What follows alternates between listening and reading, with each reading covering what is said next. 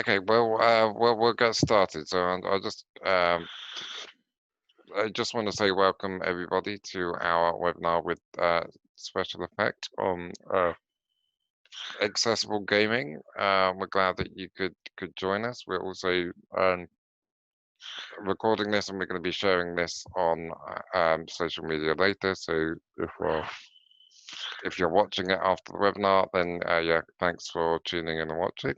And I'm going to hand over now to Special Effect, who are going to kind of talk us through the support that they provide and yeah, what kind of help you can get to make gaming more accessible. So I'll pass over to Gillian and Jacob, if you want to introduce yourself. Yeah, sure, thank you.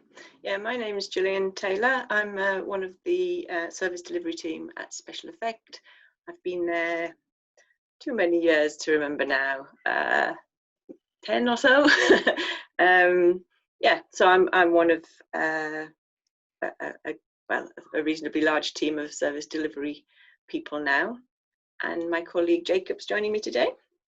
Yeah, my name is Jacob Holden, and I am an occupational therapist, just like Gillian.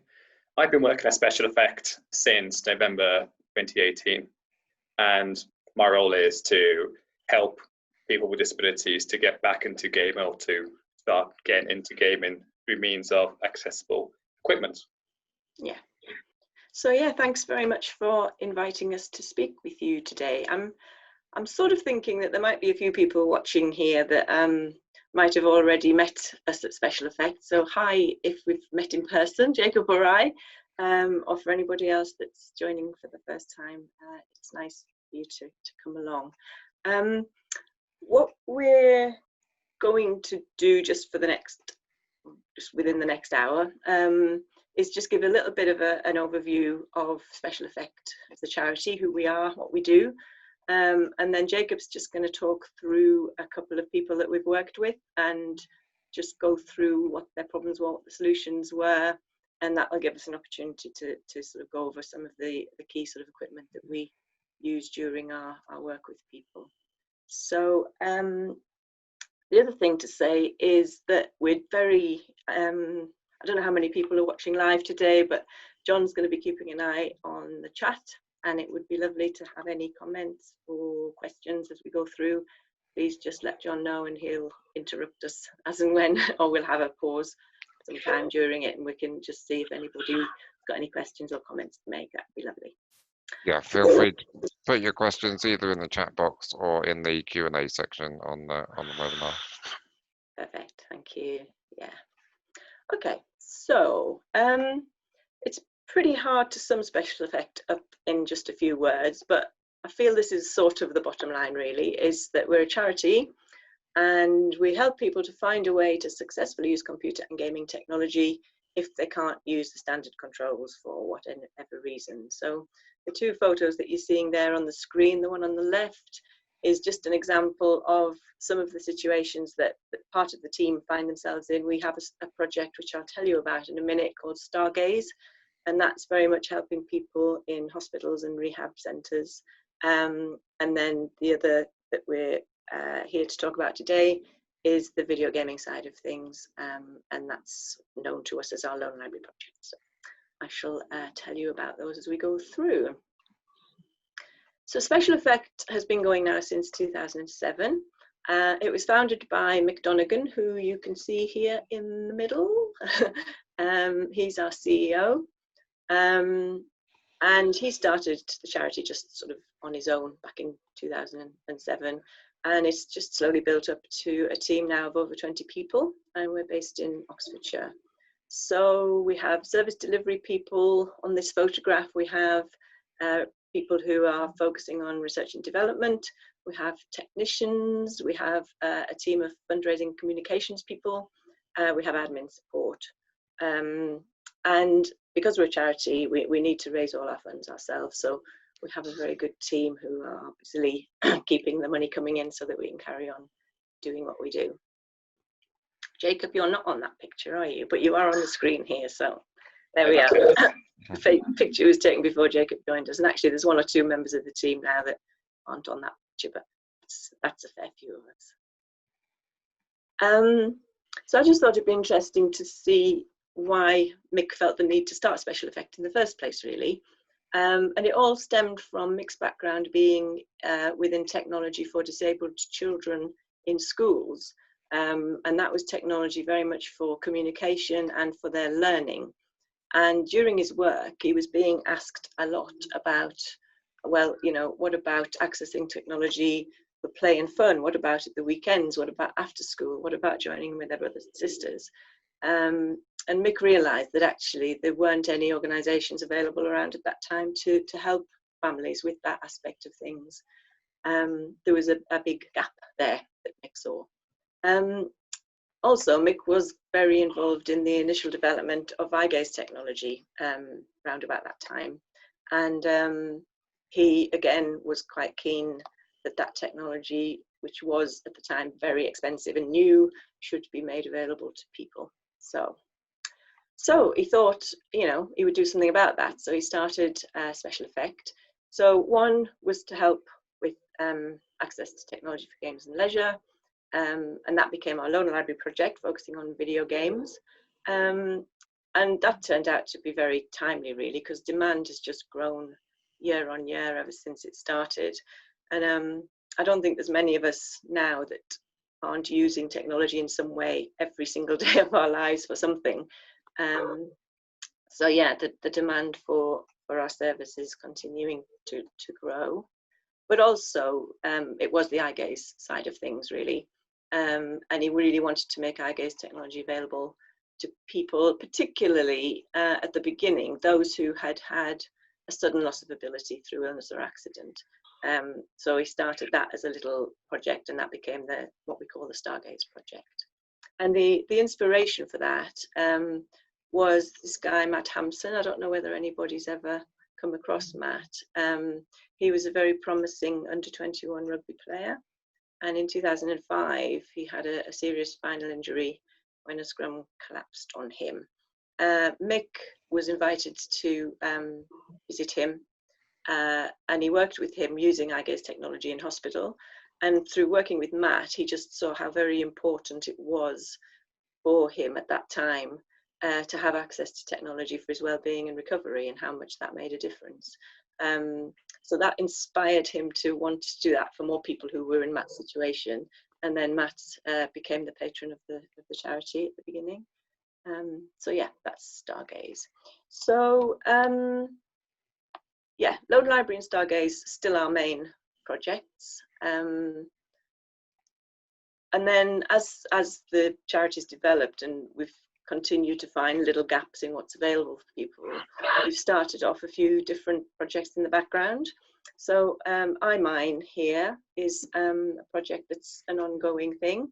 And SpecialEffect employed the services of a programmer to build a little interface for iMine, or Minecraft, sorry, so that people can play it if they're just using eye gaze as their access method. So that's an exciting little project that's really downloadable from our website.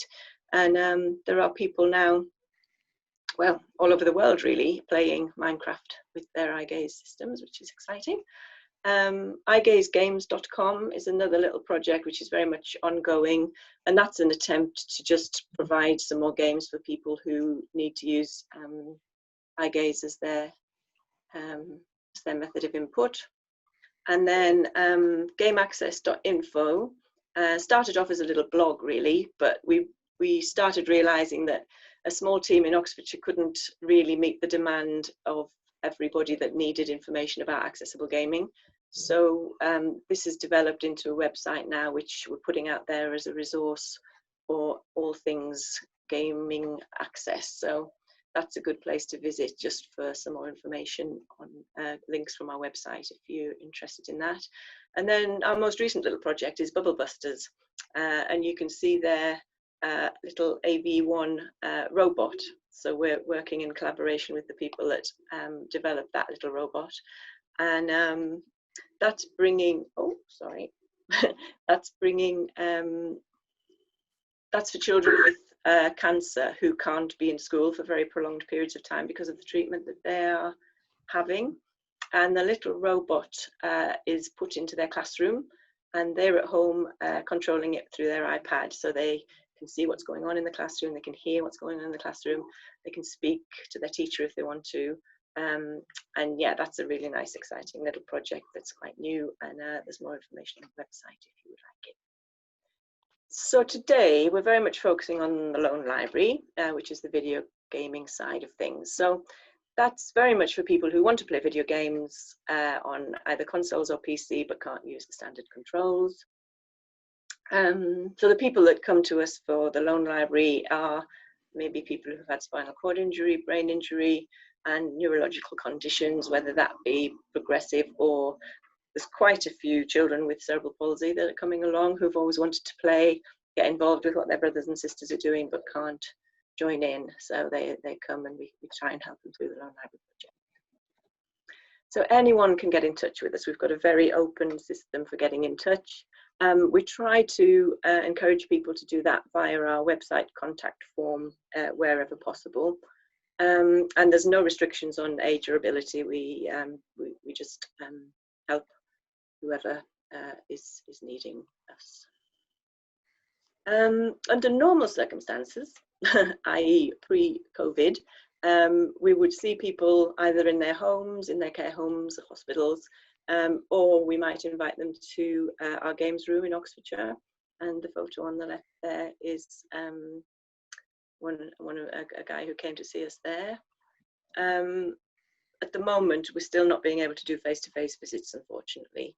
So we're currently all working at home and using the tech to support people via phone, email, video calls.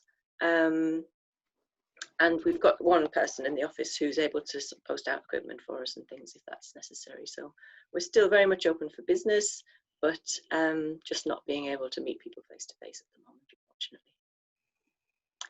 So if you get in touch with SpecialEffect, I just thought it would be useful to know what you might expect. So the process is that we receive an inquiry via our contact form. One of the Lone Library team will get in touch with the person, get a bit more information about what their difficulties are, what they need from us, and just see how we might be able to help. And that will lead to an initial, well, under normal circumstances, possible visit. At the moment, it's probably more likely to be a video call. And then we just work very much in partnership with people to try and identify solutions for them and get around the difficulties that they're having. And that very, very often ends up as an initial loan of equipment, which they can try out, see if it works. If it doesn't, it comes back, we try something else, a lot of trial and error. And then hopefully finally we'll be able to come to a final solution and loan equipment. And we can now actually loan some equipment for as long as it's needed for people. Anybody that was in touch with SpecialEffect prior to maybe a year or so ago, we used to be in a position where we could only loan things for maybe 3 months, and then people would have to find the funding to get their own if they wanted to carry on with it. But since our situation has changed a little bit, we can now do what we call long-term loans, which means that people can just keep the stuff for as long as it's needed and then swap it for other things as their needs change. And yeah, hopefully when we get to the final solution, that people can just get on and play, and we don't need to be involved for a while. But we always keep the doors open, and if things change or needs change or anything goes wrong, then people can always get back in touch with us, and we can see what we can do. And then just to reiterate, really, that there isn't a cost to service users for our service. It's all free of charge. So that's sort of a very quick introduction to who we are and what we do. I don't imagine that there are any questions at this stage, but I'll just check in and see. Yeah, I just had a kind of general question, really, in terms of really understanding what kind of games that people play with your help, because I know, traditionally when you kind of you got the I guess the old model of support, which isn't kind of what you do, but it's it was often with quite simplistic games that were quite basic really, and I just wanted to hear from you what kind of games people play when they get your support really. Do you want to take that, Jacob, or shall I? I'm happy to do that. Yeah.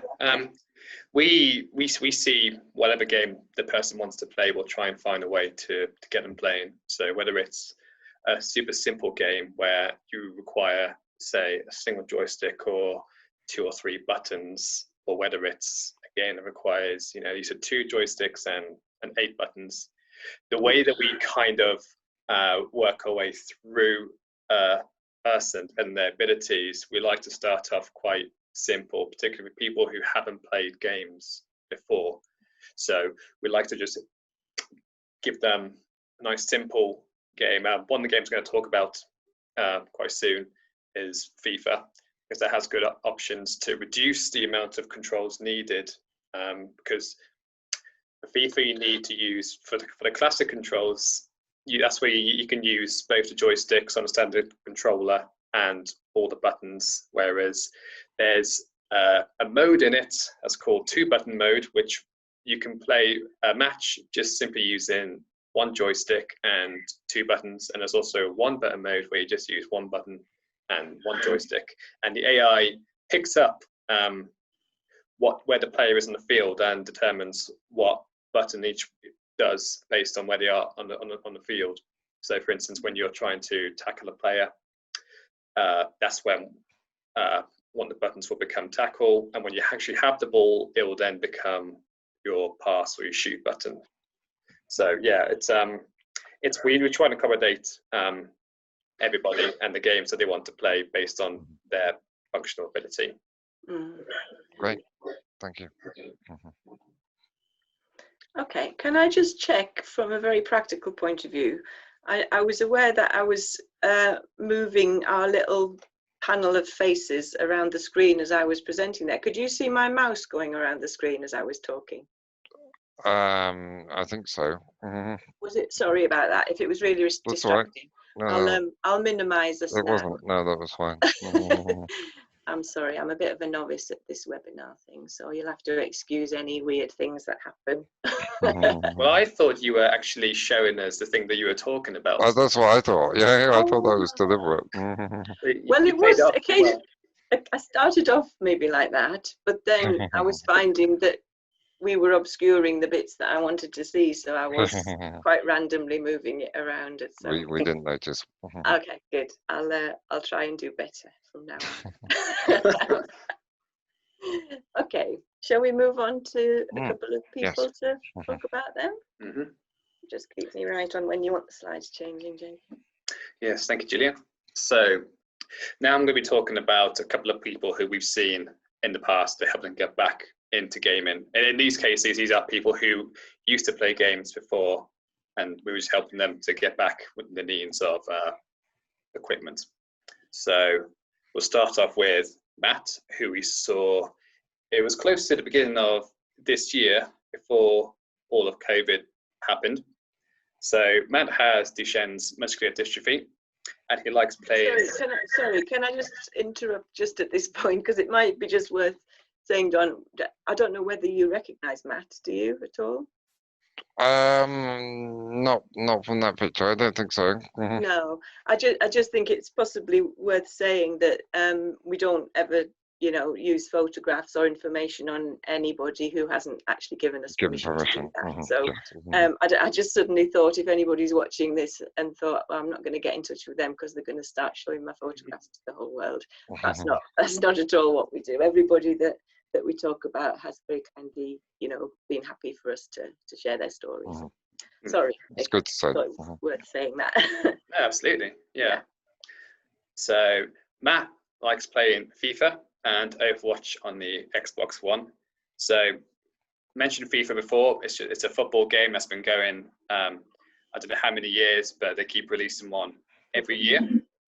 And Overwatch is a first-person shooter game that's strictly online. In terms of the complexity of the controls, between FIFA and Overwatch. Overwatch is a much more complicated game in that to traditionally play it, you would need both the joysticks, you would need the triggers at the back of the controller, and ideally what we call the face buttons. So that's on the Xbox, that they're the colored buttons, A, B, X and Y. And for the PlayStation 4, that would be X, circle, square, and triangle. So he originally used an Xbox Elite controller, which I'll show you a picture of in the next slide, but he couldn't reach the paddles, which I'll get onto in a minute. He's got very good movement in his fingers and his head. And because he was using the Xbox Elite controller, we like to add on to what people can already use. So if you're using a standard controller, we like to keep as much as we can, because there's no point getting rid of something for the sake of just having equipment in if they can already use it fairly well. So Julie, if you please next slide. I was just saying that Matt's a good example, isn't he, of somebody that's had a go at, you know, finding something that's out there available, bought it and had a go with it, and that often is the case. But what we find is that people sometimes have spent quite a lot of money seeing things online, buying them, and then finding that they're not quite as useful as they thought, and you know, it's all sort of wasted money the whole time, which is why SpecialEffect started with this loan system, really, just to try and avoid that for people. So yes, so the Elite controller. So this is pretty much the same kind of style and size to the standard Xbox One controller. However, you can see what looks like kind of like a little joystick where the D-pad should be. That's just another kind of style that you can use the directional pad for, and it's got little magnetic strips that you can just interchangeable. And at the back of it, you've got these 4 paddles, and you can remap these paddles to whatever button you may want to use on the Xbox controller. So, for instance, if people who may struggle to press the left trigger and the right trigger, they could remap these buttons to any one of the paddles so that they have better access to them.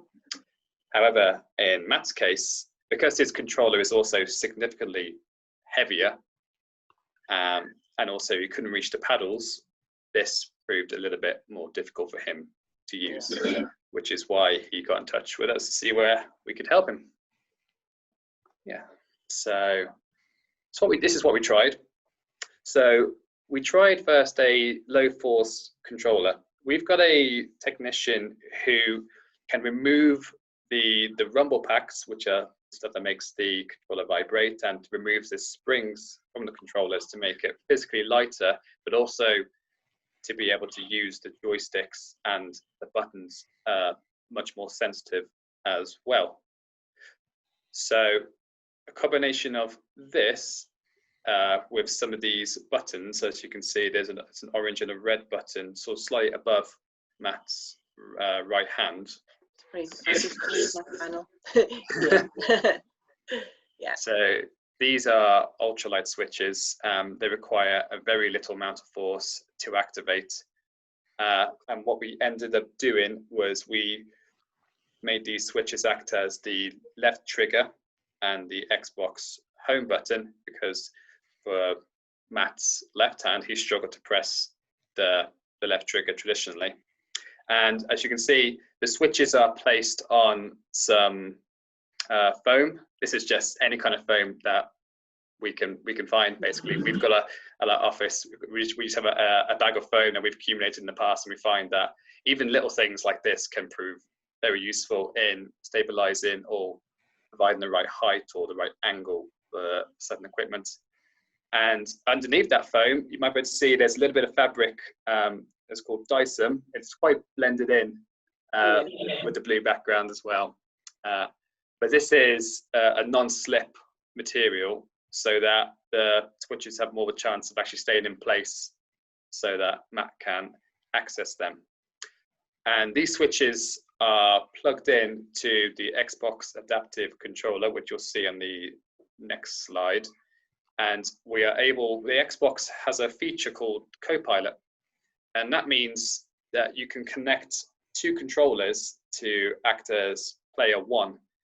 So in that case, we are able to use the low force controller and the Xbox adaptive controller and the switches being plugged into it all to work simultaneously as player one. And it all works wirelessly as well. If you want to use it on, say, the PlayStation 4 or Nintendo Switch, then we have ways of getting two controllers to work simultaneously together, which I'll also get onto very soon. Yeah, so now I'll show you a picture of the Xbox adaptive controller. So this is an official Xbox controller made by Microsoft. As you can see, this is a Switch interface. So it's got all the available Xbox buttons, and you can plug in any kind of switch that has a 3.5mm jack into these ports, and they'll replicate the button that it says it is. And the big black circles that may look a bit like DJ decks, they're actually buttons by default. So the left one is by default the A button, and the right one is the B button. So we use this quite a lot just for the sake of reliability, and it doesn't take too long to set up, whether it's through an Xbox or any other console. It's worth just saying that it's been a bit of a game changer, this bit of kit, hasn't it, Jacob? For a long time before this was available, we had to just find, whatever any small companies were making in terms of being able to plug switches in for consoles, and then scrabble around finding adapters, and it was very much more difficult to set people up. And SpecialEffect, my colleagues at SpecialEffect worked very closely with Microsoft, and actually they listened and got a lot of information from what we'd learned just from working with people, and what we were sort of trying to just put together as best we could, and took the information, and their design people came up with this. And the amazing thing, I think, for us was that they've actually put it out on the market at a very similar price to a standard controller, which for some sort of, special adaptive bit of kit, everybody listening to this will know that you often do find that you just get ridiculous prices for things that shouldn't be that expensive. But yeah, we were really, really pleased with the outcome of that bit of work that we did with Microsoft. I mean, there were other collaborators as well, obviously it wasn't just us, but it was a good thing to be involved with, definitely. And does that adaptive controller work with a PC as well? Yes, it does. In most cases on the PC that will work. If you download the Xbox accessories app on the PC, then you're able to configure the Xbox adaptive controller through that rather than an Xbox. But yeah, it's just a plug it and play thing with the PC as well. Great. Okay, moving on. Yeah, so what else we tried? I mentioned before that Matt had very good head movement. So also connected into the Xbox adaptive controller, we've got two head switches that attach onto Matt's headrest. So the green switch, which is what we call a spec switch, acts as the left bumper. So that's the button just above the left trigger on the standard controller. And the yellow button, which is what we call the buddy button, which is slightly bigger than the spec switch, this one acted as the right trigger. So Matt was able to quite comfortably just end up just moving his head to reach either of these switches. And I spoke to him probably almost a month ago now, I think, and he's still getting on very well with this current setup. So these are the kind of switches that we tend to use. The reason we use these kind of individual switches is that it gives us that greater flexibility to create a more bespoke setup, and really we can tailor it to anyone's functional abilities or preferences. So I think Gillian's featured her thumbs in these. very gracefully. Hand model in my spare time. So you see before there's the that's one of the ultralight switches that Gillian is holding in the top left photo, Mm-hmm. and in the top right photo, make sure I get that right. Yeah. Again, you've got a buddy button, which is the red one. The green one is another spec switch. Then you've got the big switch, which is the I actually don't know the technical term for that. I just called it. I haven't used those. I can fill you in on this. AbleNet, who make them, call them the big red switch. Huh. And they sell them in all colours. So, you know, make of that what you will. Who knows who thought of that? But yeah, we just call them the big ones, I think, don't we? Yeah, we do. But they're really sort of big and robust and chunky, those ones, aren't they?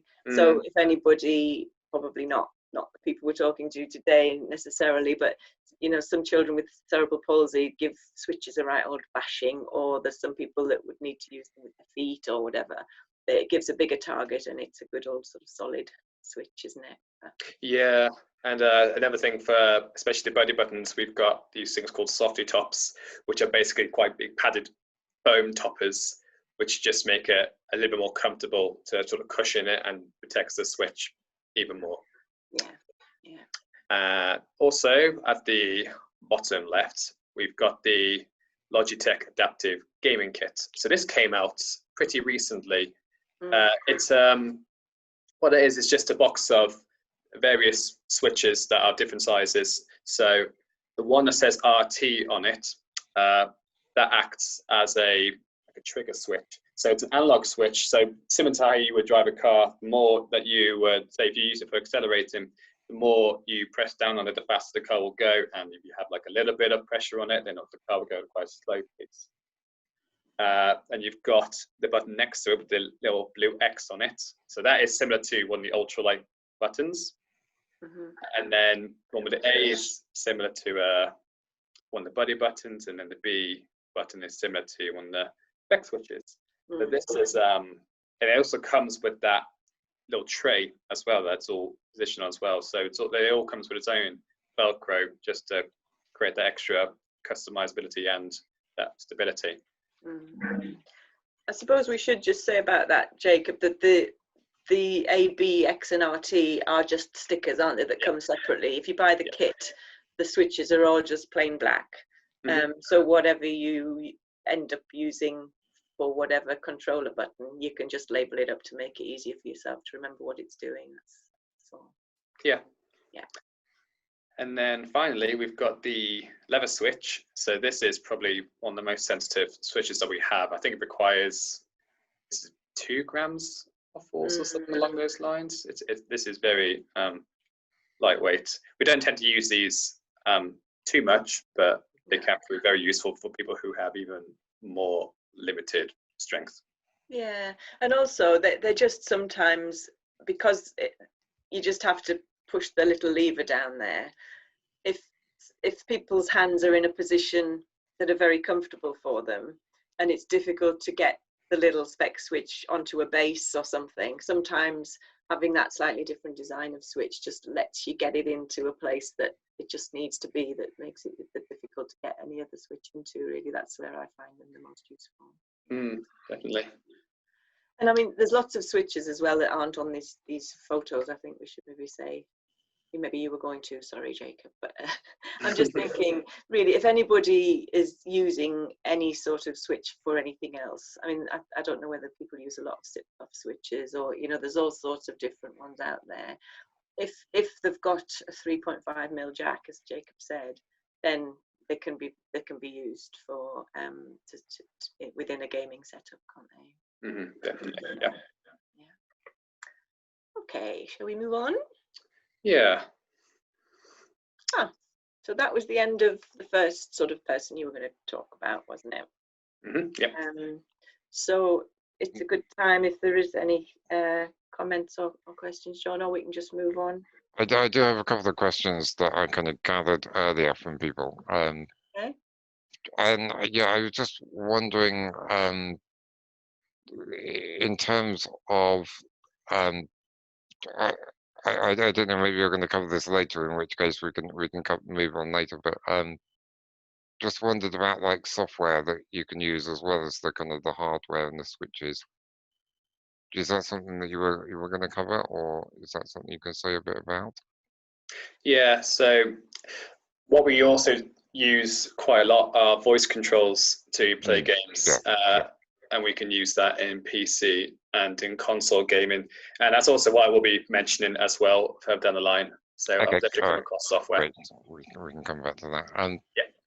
I also wanted to ask about if you do look at the kind of the positioning that people are sitting in as well, because I think well, I know certainly from my experience, it's as much about the controller as the positions of your arms. You know, I kind of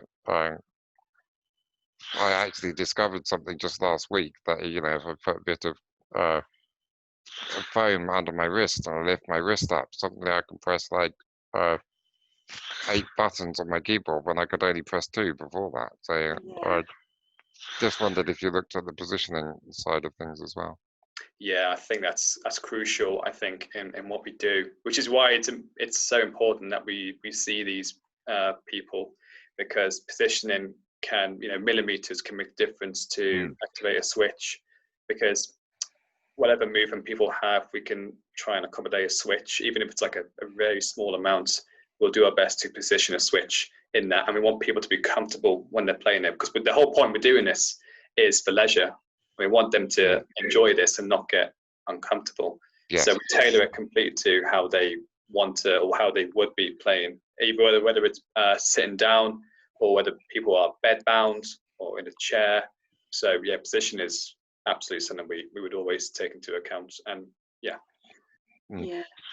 I mean, what we can't do is alter, you know, anything on people's seating or wheelchairs and stuff, because so the bigger positioning issues, I think we have to just see if people can get into, or we work with them where they are most comfortable and where they want to be playing the games, really.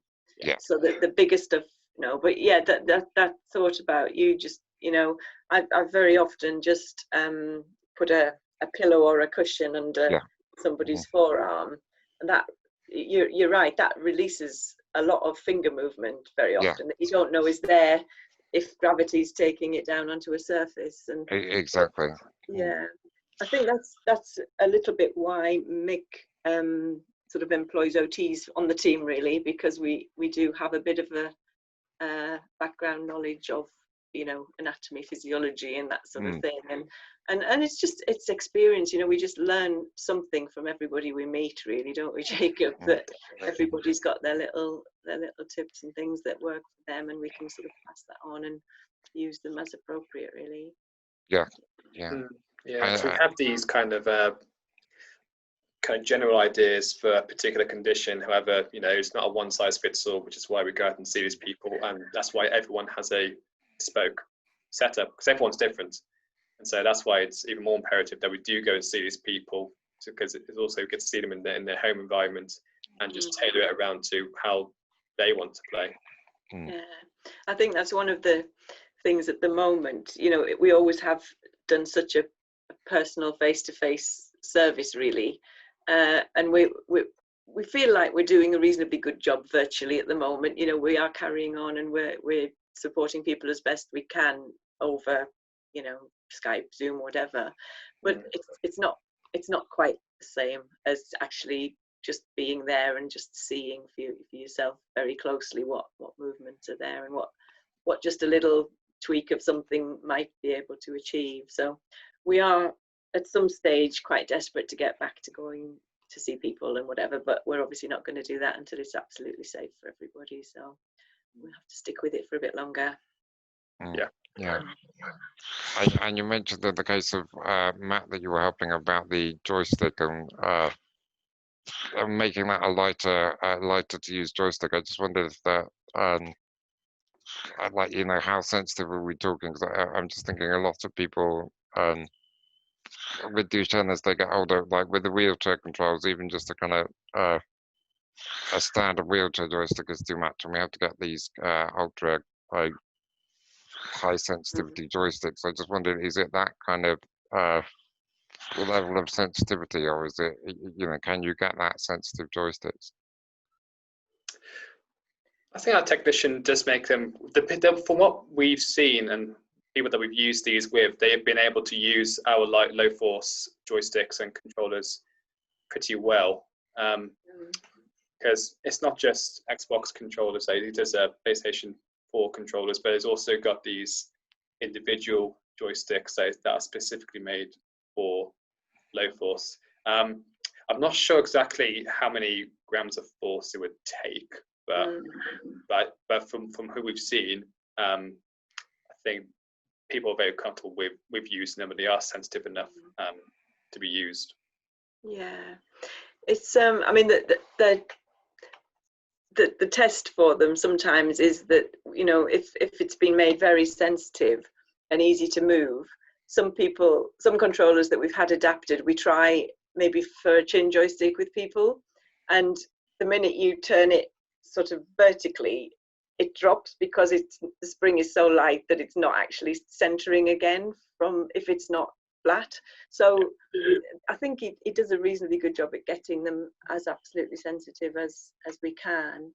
And the other thing that makes a difference, actually, it's sometimes just the shape or the length of the stick, or it's little things like, adding just a little bit more height to it, which makes it a little bit easier to move, but you have to move it a bit further. but we can play around with those things, really, just depending on what the individual's sort of abilities are. Yeah. Mm-hmm. I think you've got some pictures of the little sort of standalone joysticks, haven't you, in the next next person, Jacob? Yeah. Mm-hmm. Yeah. We'll show you those. Yeah. Great. Okay. Shall we move on? Yes. Okay. Okay, on to the next person. So this is Sam, who we saw right at the end of 2019. Also has Duchenne's muscular dystrophy. So he's got a PS3 and a PS4, and he enjoys games such as the Need for Speed series, Uncharted, The Saboteur, and Spider-Man. So Need for Speed is a series of racing games.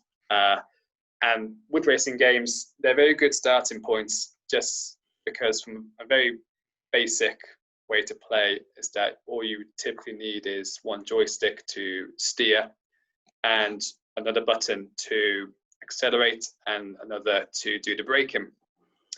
So that's kind of the starting point we've got to do with Sam. And then Uncharted is more of a kind of action adventure game where it is a lot more complicated than that. Similar to Overwatch, you would be needing both the joysticks of a standard controller and pretty much almost all the buttons. Same for the Saboteur and Spider-Man, as we probably all know who that is. But again, that's another quite complicated game, which I will move on to some point. So Sam predominantly has movement in his fingers, so he's able to use he can drive his own wheelchair with his right hand. However, for this visit, we ended up moving it to the joystick to his left hand. Let's move on, please, Julian. So yeah, as I said, we start with Need for Speed. This is one of the individual joysticks that we mentioned before. This is one that our technician does himself. So this plugs straight into the Xbox Adaptive Controller, and he was able to use it with his fingers on his left hand, even though we knew that his joystick for his wheelchair was on his right side. However, positioning this and for him to try and get the grip proved quite difficult because his joystick is more of a stick style, whereas he couldn't get the grip on this kind of joystick with his right hand, which is why we moved it over to his left, where he was able to use his ring finger to manipulate it. And this was mounted on a variable friction arm from Manfrotto. As you can see, this is one of our other team members, Liz, at SpecialEffect. she did a video, and I know she may not appreciate this photo being shown. This is we do quite a lot of YouTube videos showcasing specific games, controls, and pieces of equipment. And this is Liz demonstrating how to safely use the Manfrotto arm. So She looks a bit frightened of it, actually, doesn't she? it is quite intimidating. I tried to get the most graceful photo screenshot I could. It's a good one of the mount, that's the main thing. Yeah. So these arms are mainly used for photography, but we use them a lot for mounting switches, controllers, joysticks, just because it gives us a great range of flexibility. We attached this to Sam's wheelchair, and we were able to position it similar to how he would probably have his joystick on his wheelchair. And as you can see, the little bit of white kind of poking out from the bottom of the joystick, that's a special kind of Velcro called Dual Lock, and that's a very sturdy kind that we use quite a lot, just for yeah, that's it. Yeah. Just for the sake of secure mounting.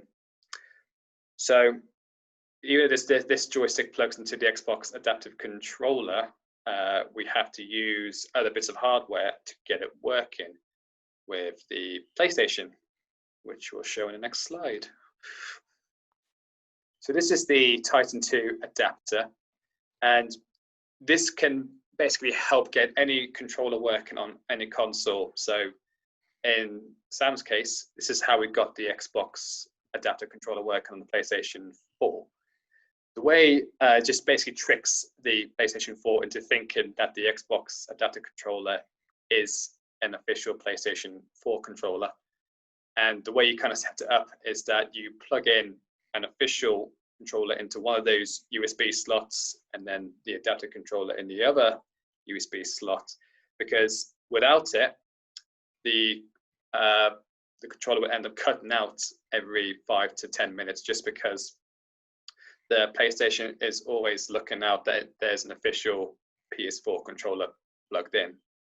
And then the way you do that is by plugging into the adapter so that it keeps the PlayStation 4 happy.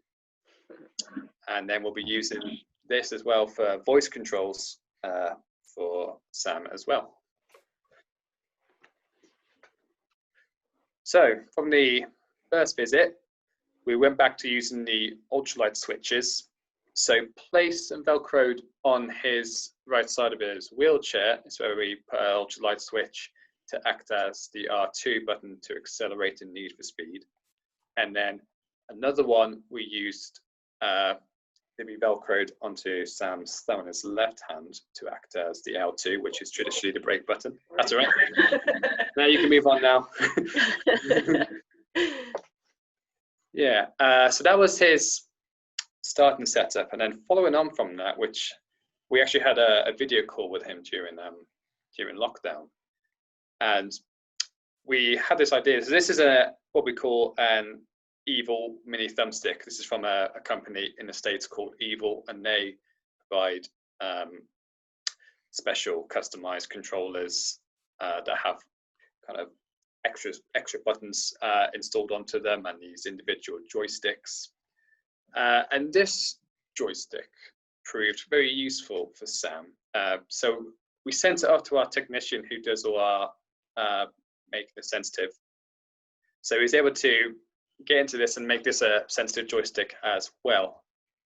And by having this on his right side of his wheelchair, he was able to get that grip that he had from his wheelchair joystick.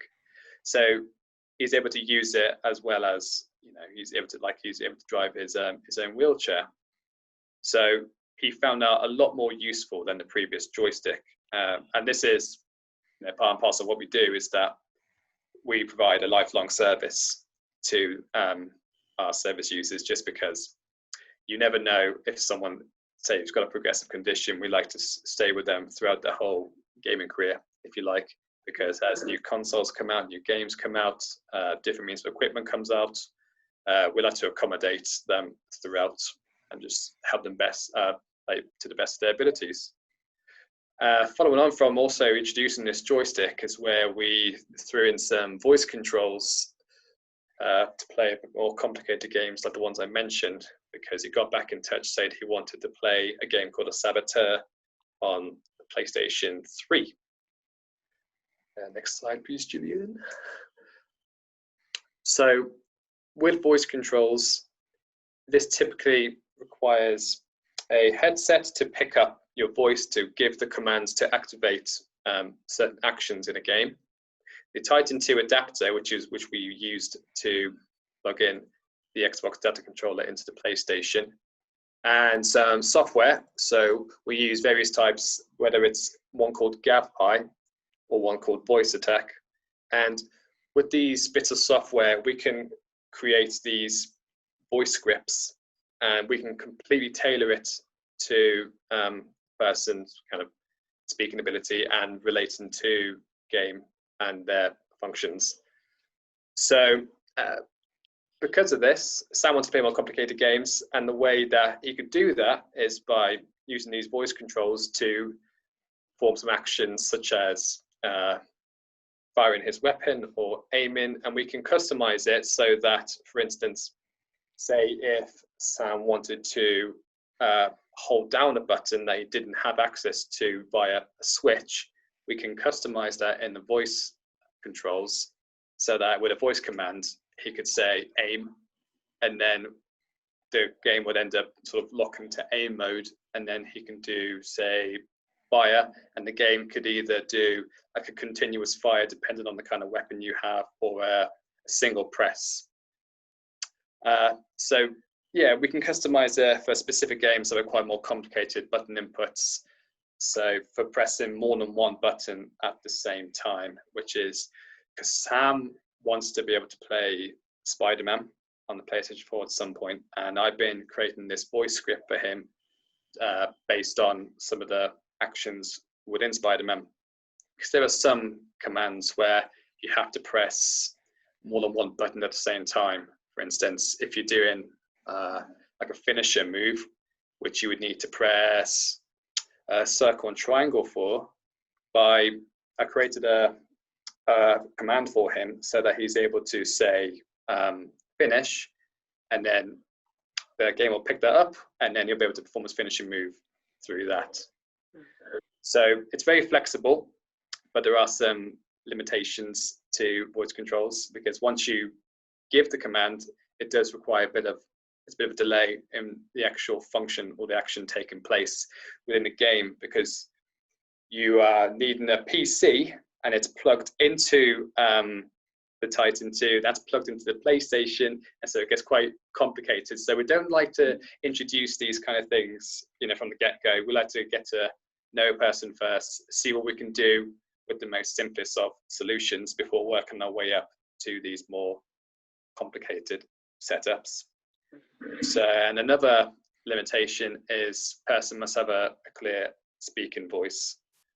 So people who, if they maybe there are some words they are able to say better than others, we can customize it to create those kind of words for them.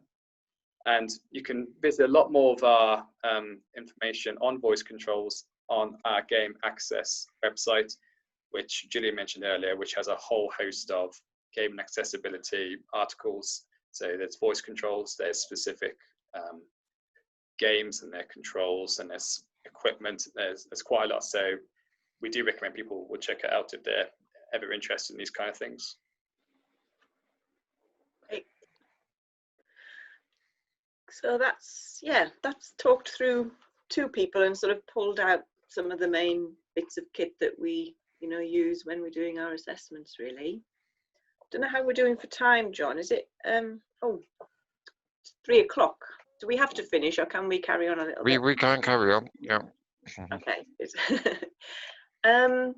Really, is there anything you want to add at the moment, John? Are there anything else? There were just a couple of questions that we received, and I just had a quick question just directly on what Jacob was saying around voice attack, and I've actually tried to use that recently to mixed success. one issue I've had is trying to find commands that it will recognize. And, you know, I've kind of gone through lots of things that I think sound like a clear command from me, but it doesn't seem to pick it up consistently. I wonder if you have any advice for how to kind of make that program work the best, really. Yeah, unfortunately, I'm not too savvy with voice tech because I've been using more of the GavPy side of things. But I think this is kind of an innate problem with this kind of software, just because it doesn't always pick up words from the get-go, and even background noise, the mic will often pick that up as a command. So, but. Is it something? Is there anything to do with the actual quality of the microphone? And that's what I was wondering. Yeah. Yeah, I remember. I haven't used voice controls for a long time, but when I was and looking at them, I remember us going into the sort of microphone settings quite a lot and really tweaking the sensitivity of it so that it's, cancelling as much of the roundabout noise as possible, and getting it as clear as possible for what we're wanting it to hear. I think are we still using Turtle Beach headsets a fair bit, Jacob? Yeah, I think that's the only headset that we've used. That's the only headset I know that we've used. Voice controls. Yeah. Yeah, I mean, it might be worth just looking on our access game access site, John, just to see. I don't know off the top of my head what sort of detail is on there, but if you wanted to just have a conversation with, I mean, we've got one of our technicians that's done a lot with voice control, hasn't he, Francis and stuff. So if you did want to. Oh, I think you're in control and in contact with Frankie, aren't you? Or have been quite recently. If you've got any sort of questions or want any sort of help with that, just give Frankie an email, and we can see if we've got any ideas. Yeah. Okay, great. And a more general question we had come in was whether or not there's like a troubleshooting tip sheet or something that can assist people that are kind of just starting to make adjustments to their equipment. Do you have information on your website that people can look at? Do you mean troubleshooting as? I guess if you're just starting to have a little bit of difficulty, maybe kind of reaching one or two buttons, you're not sure whether you need a full assessment, but maybe you just kind of want to get some advice on making things a bit easier, or would you always suggest people kind of get in touch with you? I think to have a little bit of a look within the website that we've been talking about would be a good idea to start with, because there might just be something in there. It's very searchable, and there's quite a lot of video and that sort of thing, and also on our website there's some little sort of case studies that we put out on sort of Instagram and everything that might just show the problem that people are having and might just give them some ideas. But I don't think I would ever, people shouldn't hesitate to just put in an inquiry, really, because once it's through to one of the team, you're not committing yourself to anything. And if it might just be that a couple of emails back and forth is actually all that's needed initially, just to give some hints and tips. It doesn't automatically follow that it turns into a great big sort of assessment. It doesn't have to at all. So even if you're having just little problems or just beginning to experience some things, just to make contact with us, and then at least we sort of that we know the people, and we can just give some pointers initially, really. And another question we have from someone in the States was around I suppose just to understand it, is an OT the best professional to assist with access is the question. So I guess if you don't have access to a SpecialEffect, for example, who are the professionals that you need to be kind of engaging with, really? Yeah, that's a bit of a tricky one. Yes. Because I wouldn't, just because our service delivery team have a lot of OTs, it doesn't necessarily mean that every OT would be able to help out with this. It's Yeah. a really quite a specialist area. Mm. Certainly there aren't a lot in the UK, even other Jacob, that have gone sort of into this line of work, if you like. So it is a tricky thing. In the States, I really am not sure. I mean, there is an organization called Able Gamers, I'm thinking, in the States.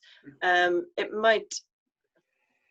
might just be worth sort of making contact with somebody like that initially, who are real gaming access specialists, and they might be able to point to somebody locally to that person, I guess. But So it's more about finding professionals in accessible gaming, really, that you're looking for.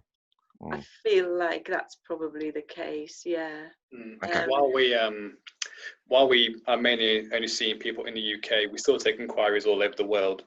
So while we're not able to help them, face to face, we are still able to help them remotely by giving them access to what we think might work for them. So, even if you're in the States, you can still get in touch, and you'll still be talking to one of those OTs, and we can see what we can do for you. But a lot of time we might redirect you to some of our videos or one of our game access articles, because that's got a lot of information that we would typically speak to you about anyway. Yeah, great, thank you. And I just had a question in terms of whether you use any kind of 3D printing in kind of solving some of the access challenges. Nice or question. whether that's something that you are exploring in the future. Yeah, we don't 3D print ourselves yet, actually within SpecialEffect, but we have got little groups of people and individuals who have 3D printers dotted around the place, who are very willing to help us out with some things. There's one of our, I think it's one of our ambassadors, Shaz, who is into 3D printing. So occasionally we have, come up with an idea that we think, if only we had that little thing, that would be great. But at the moment, it's a case of sort of sweet talking our volunteers and supporters and just seeing if we can find somebody to help us out. Yeah, great, thank you. I think that's all the questions. Great. So we're nearly done, actually. You did just mention before, John, to sort of touch on where things were with eye gaze and gaming. So I've just put one slide together, really, just to very quickly just sort of let people know what the state of play is with eye gaze and gaming at the moment, really. And I think really the thing for people to know is that there are still very few mainstream games that can be played independently if eye gaze is your only access. So for people who are completely dependent on eye gaze and aren't able to do anything else physically, you are pretty limited to just games that are played with point and click, so mouse cursor control games, really. And they are possible if the user can use eye gaze to emulate mouse control. So if you're using eye gaze and you're using it as your mouse, which is actually quite an advanced way of using eye gaze technology, then you can play some point and click sort of simple games.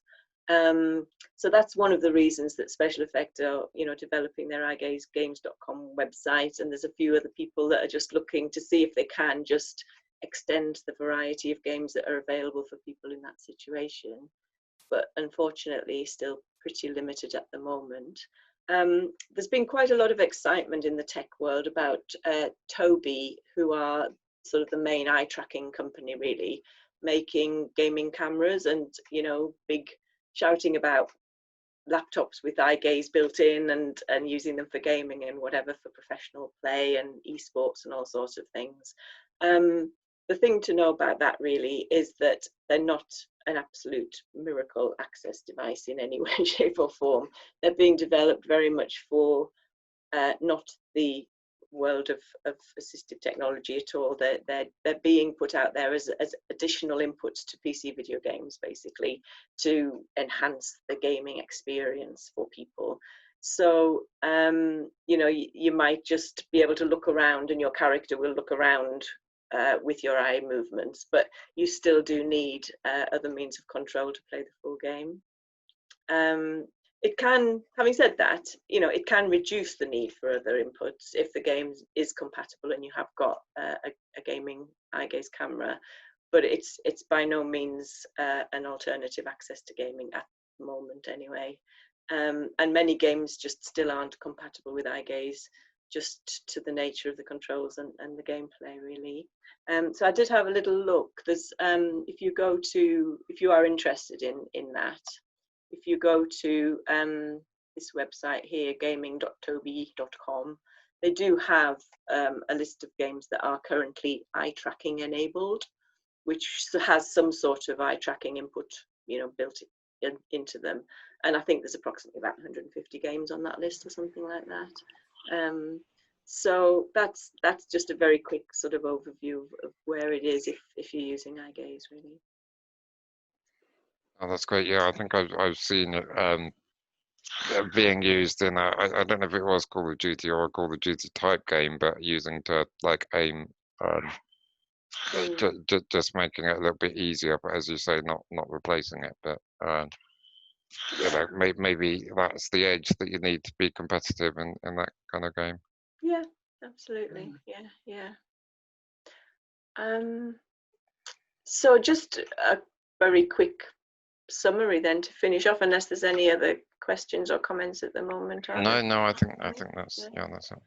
So just to really summarize it, every person that we see just is slightly different from the next person. Every needs are different, and as Jacob said, you know, tiny details often make big differences, and we learn all the time about what those tiny details are with everybody that we work with. So it's all about unique setups, having kit that you can really just plug in what you need to and where, and position switches where you need them, and joysticks where you need them. And that we completely understand that people's needs change over time, and we stick around, and you know, it's always, people can always get back to us. You know, as we've said, there is some equipment available that people can buy to find solutions for themselves. So the adaptive controller, the Titan 2, we try and use kit as much as possible that is just freely available to people to buy from Amazon or wherever.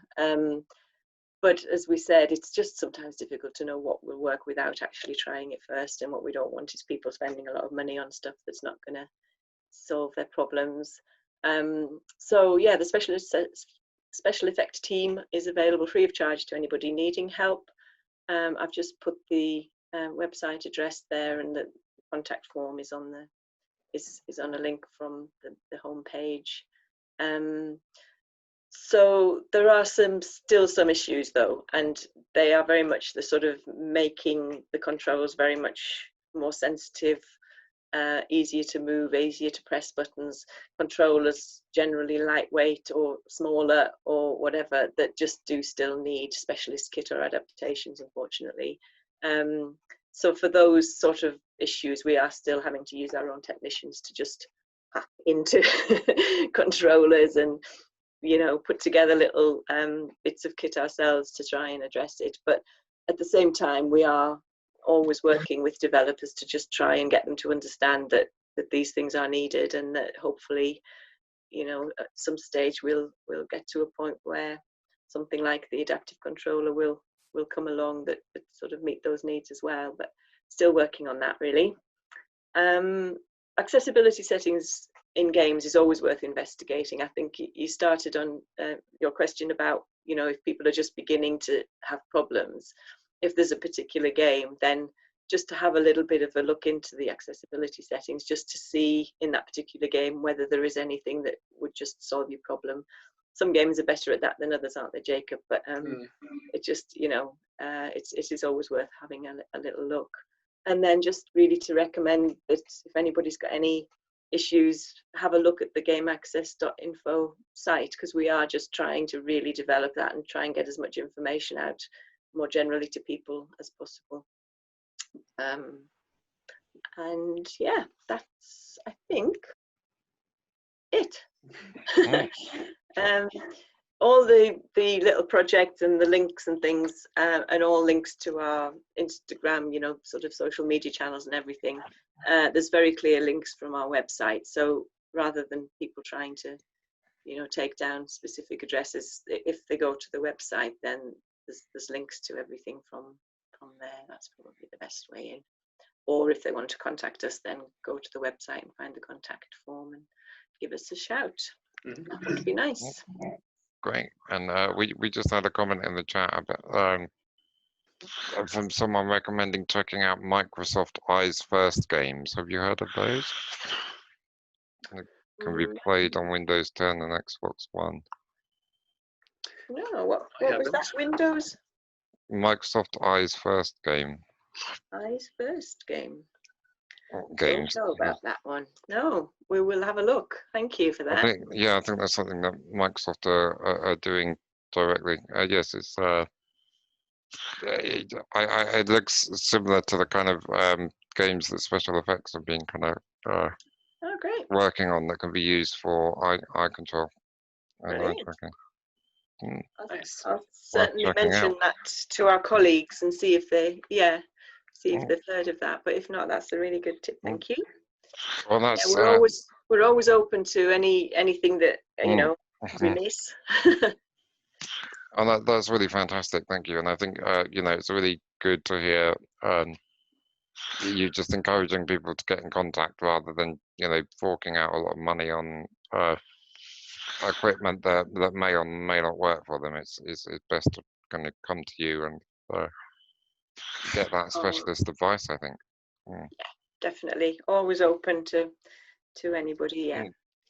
So yeah, thanks very much, Gillian and Jacob, for spending time to present to us. I'm sure this will be kind of really appreciated by lots of people who've been on today and also be watching it later as well.